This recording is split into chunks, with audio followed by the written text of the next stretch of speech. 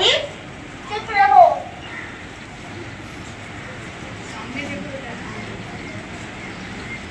अरे ज़ैबा तुम क्या कर रही हो? तुम चुप नहीं रह सकती।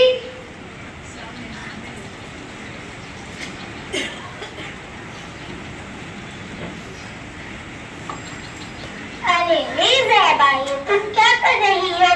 ये सब तो तुम्हारे आगे पड़ा हुआ था।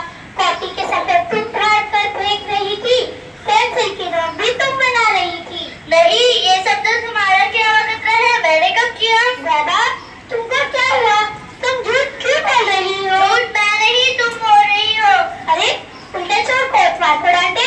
तुमने मुझे चोर कहा, तुम्हारी हिम्मत कैसे ज़ैबा को चोर कहने की?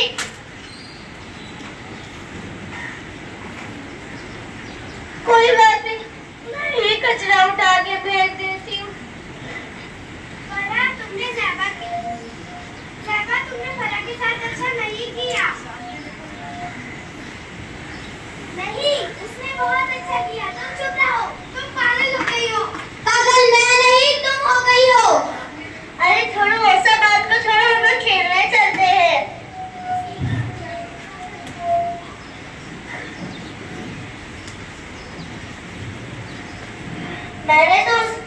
तुम्हें पता है, मैंने तो फरा को एक लगा के आ गई। वो अब तक रो रही रहेगी, रो रही है। मगर तुमने फरा के साथ अच्छा नहीं किया। उसने बहुत अच्छा किया। तुम चुप नहीं रह सकती, तुम चुप रहो। अरे चलो हम लोग खेलते हैं।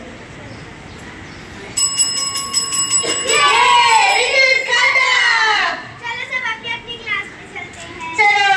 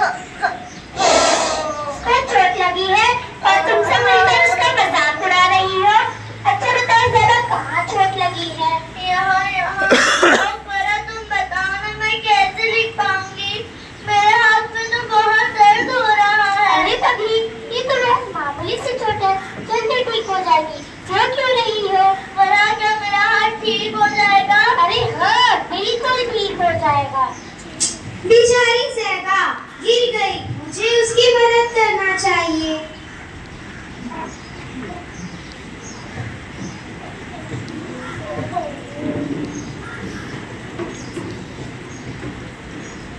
दिखाओ ज़ैबा, दिखाओ।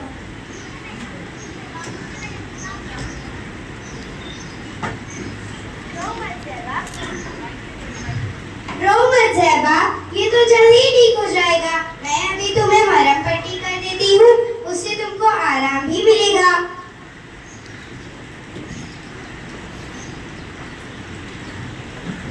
नहीं, मलहम लगा लो, ठीक हो जाएगा।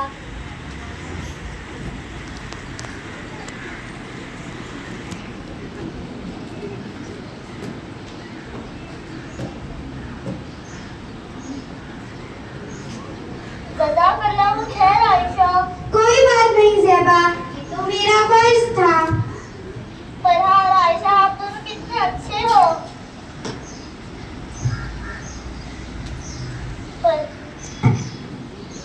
फरहान तुम कितनी अच्छी हो, ये सब तुमने कहाँ से सीखा? हाँ तो सुनो ज़ैबा, जब मैं रात को बिस्तर पे लेट जाती हूँ तब अम्मी मुझे हर रोज अपने प्यारे नबी हज़रत मोहम्मद सल्लल्लाहु अलैहि वसल्लम की प्यारी प्यारी बातें और उनकी जिंदगी के सबक आमोज वाक़यात सुनाती हैं। उनकी जिंदगी का एक किस्सा तो मुझे भी इस वक्त याद आ रहा है, वो तुम्हें सुनाती हूँ, सुनोगी? हाँ हाँ जरूर सुनूंगी, बस जल्दी से सुना दो। हमारे वो दौर कुफ्र का दौर था।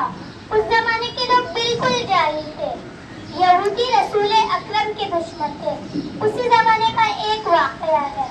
हमारे प्यारे नबी हजरत मोहम्मद सल्लल्लाहु अलैहि वसल्लम जब मदीने की गलियों से गुजरते थे तो रास्ते में एक यहूदी औरत का घर पड़ता था। वो उनको देखते ही अपने घर का सारा कुरान पढ़ डालते थे। हमारे प्यारे नबी हजरत मोहम्मद सल्लल्लाहु अलैहि वसल्लम कुछ भी ना करते, बल्कि अपने कपड़े से कचरा झाड़कर आगे बढ़ जाते। इसी तरह कई दिन गुजर गए। कुछ दिनों बाद जब वो उस गली से गुजरे तो उन पर कोई कूड़ा न आया। फिर हमारे रसूल सल्लल्लाहु अलैहि वसल्लम ने मोहल्ले के लोगों से दरियाफ्त किया। मालूम हुआ कि वो बूढ़ी औरत बीमार है। फिर हमारे रसूल सल्लल्लाहु अलैहि वसल्लम उसके घर अयादत के लिए पहुंचे। उसकी मिजाज कुर्सी की। फिर वो यहूदी औरत बड़ी शर्मिंदा हुई और वो ईमान भी ले आई। और मैं भी इस वाक़ये को सुनकर बहुत मुतासिर हुई हूँ। हमारे प्यारे नबी हजरत मोहम्मद सल्लल्लाहु अलैहि वसल्लम किस कदर से सबर करते रहे और कुरान करीम में उनको अखलाक के आला दर्जे पर अल्लाह ने नवाजा। और सिर्फ यही नहीं, उनकी आला सीरत, बुलंद अखलाक के बारे में अनगिनत बातें मशहूर हैं। आप सल्लल्लाहु अलैहि वसल्लम ने हमेशा सादा जिंदगी बसर की। बाजार से सौदा खुद लाते थे, अपना बोझ भी खुद उठाते, जानवरों को चारा भी डालते, अपने कपड़ों में पेवंद भी लगाते, दूसरों की खिदमत का कोई भी मौका हाथ से ना जाने देते। मेहमान कोई भी हो, चाहे जैसा हो, उसकी खिदमत से बहुत खुश होते। मुझे माफ कर दो, मैं बहुत ही शर्मिंदा हूँ और अब से मैं गलत बातों से परहेज करूँगी। अरे पगली, अब तो हम हमेशा से अच्छे दोस्त बनकर रहेंगे और एक दूसरे का ख्याल भी रखेंगे।